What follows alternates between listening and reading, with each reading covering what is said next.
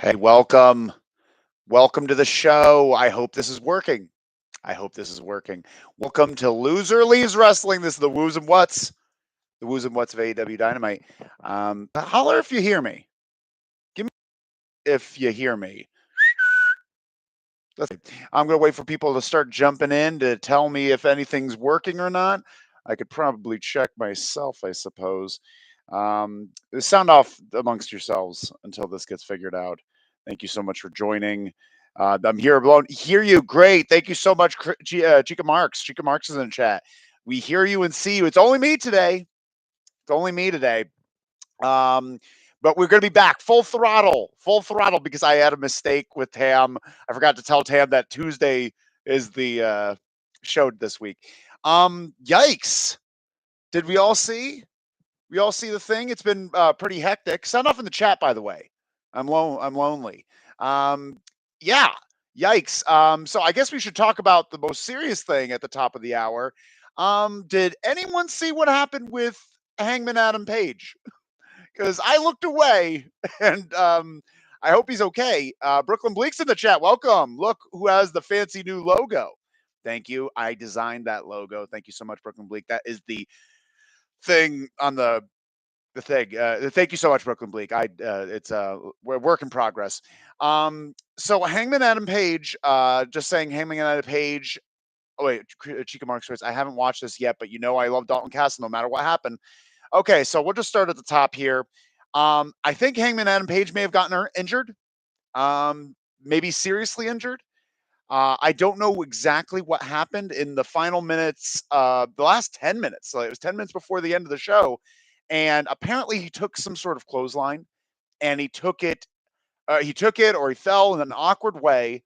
And they called it out as a pretty serious injury. No one.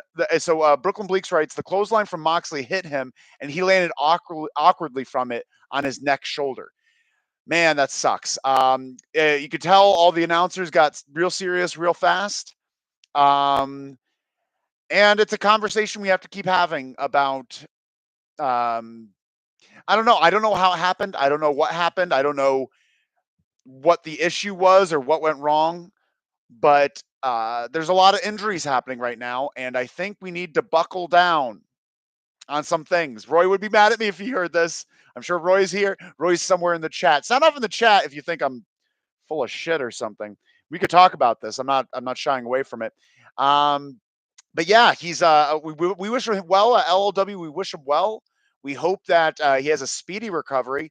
Well, let's talk about some of the show that happened, and we'll jump back into Hangman as we go. Brooklyn Bleaks writes, they cut away from the ring and they didn't show him getting taken out of the ring. Yeah, not a good sign. Not a good sign for Hangman because usually they cut away when it's not a gimmick, it's not an angle. They don't want to show someone actually injured. They showed no replays, which I think is fair. I'm sure we'll all probably see some replays on TikToks and YouTube and such. Let's talk about some of the show. I'm going to talk about some of the show. It was a good show. There was a good show without this dark cloud hanging over it. We talked about the beginning of the show started with the Best Friends versus the Death Triangle for those trios championships that you all know I love so much.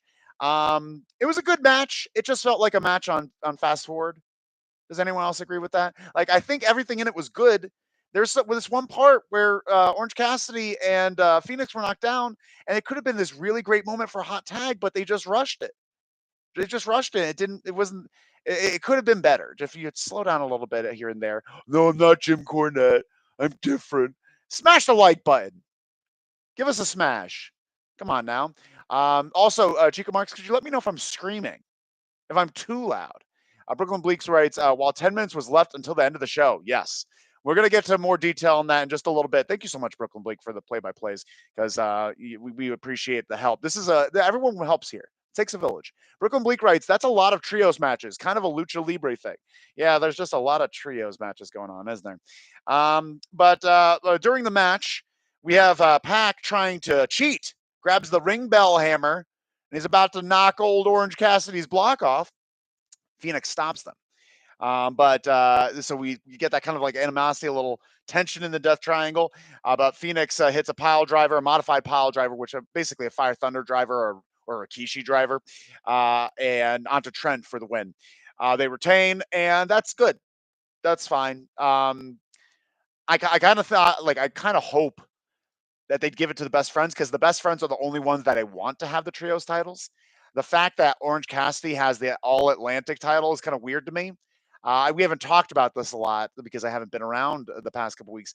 But man, I'm not a fan of it. I'm not a fan of Orange Cassidy having that belt, and I want them to have the trios titles. Sound off if you agree. Sound off if you agree. We have Hangman Moxley promo. Yeah, that's daunting. I can't talk about that the same way. I just put that up, but we'll figure it out together. Next, we have Sheeta versus Tony Storm. This is gonna be a fast and loose one. This is gonna be a fast and loose, lose wrestling. Sheeta versus Tony Storm. Crowd was fired up for it. It was a good match. It didn't really.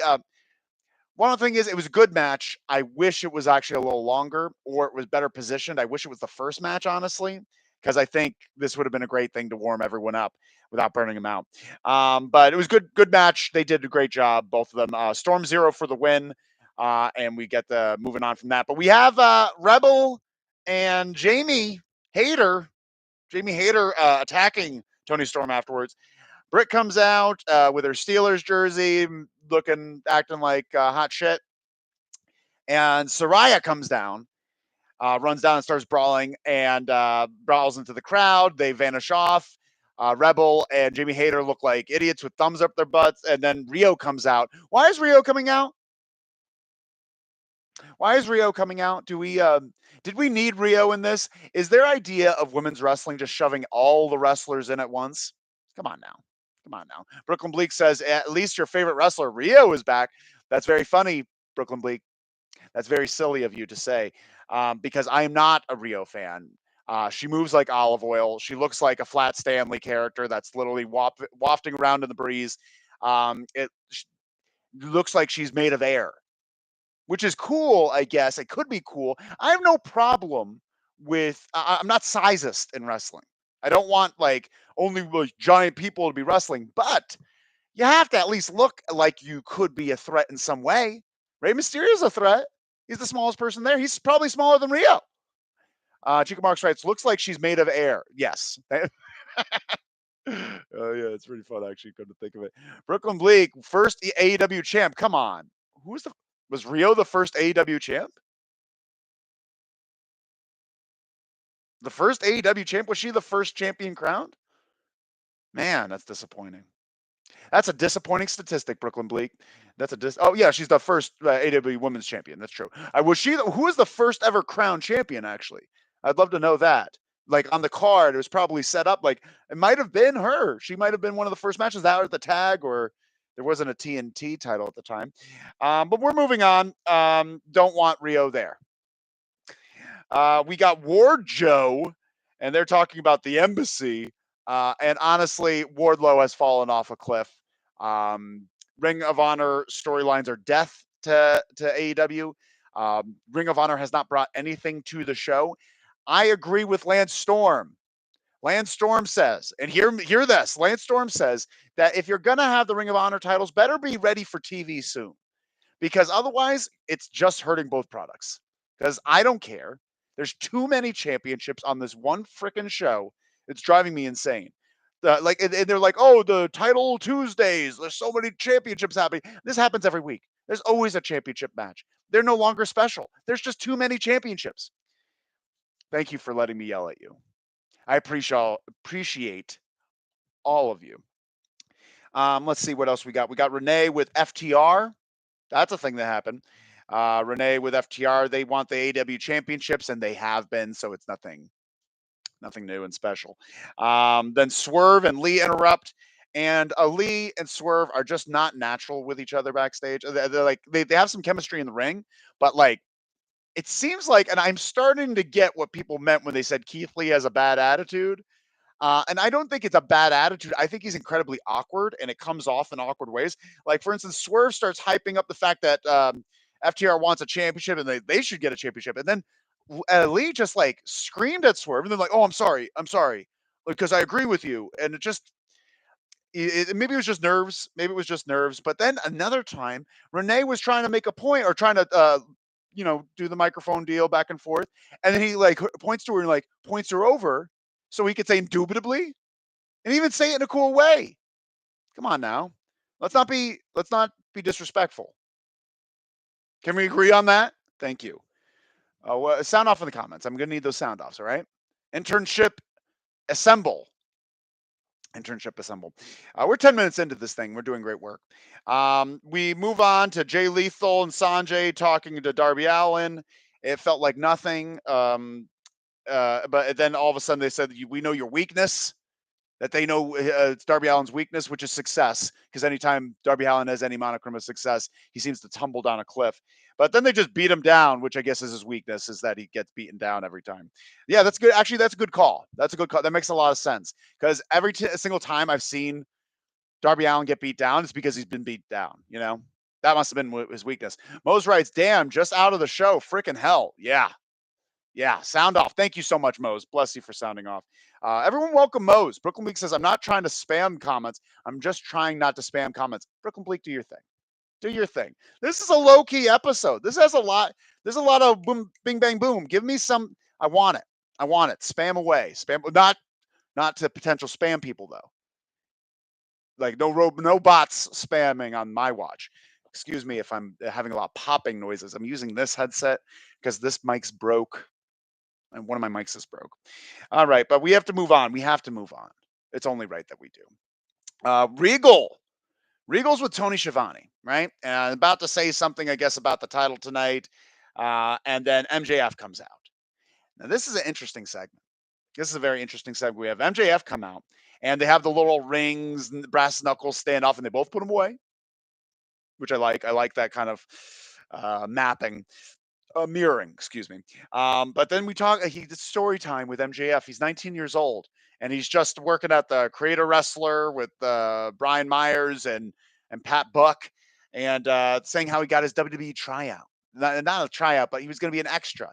And then when he went there, William Regal was there, and he's just like, I want to see you wrestle. You're going to do something.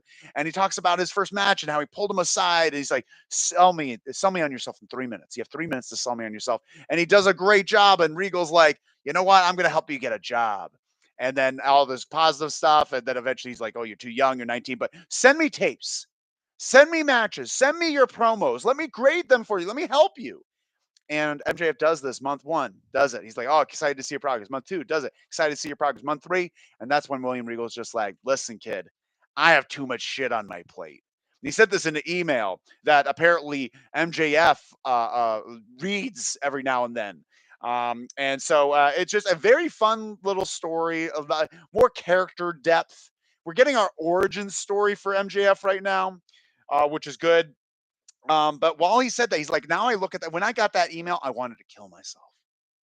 And he says that he looks in Regal's eyes, and Regal is laughing back because Regal, he said that, what do you say? Massive cheers. They boo Regal, by the way. Regal says that he had it easy because he had his bloody nose, blood everywhere, all this stuff. And he's just like, and all you had to do was get an email. You had a pretty easy sunshine, he says. And it was just it was a fun back and forth. Basically, he turns around so that MJF, he's like, you want to strike me down? He's trying to do the Darth Vader thing or the Emperor thing, strike me down, whatever the reference is. I don't watch Star Wars. He's strike me down. He turns around and MJF puts on the ring. He's about to do it. He's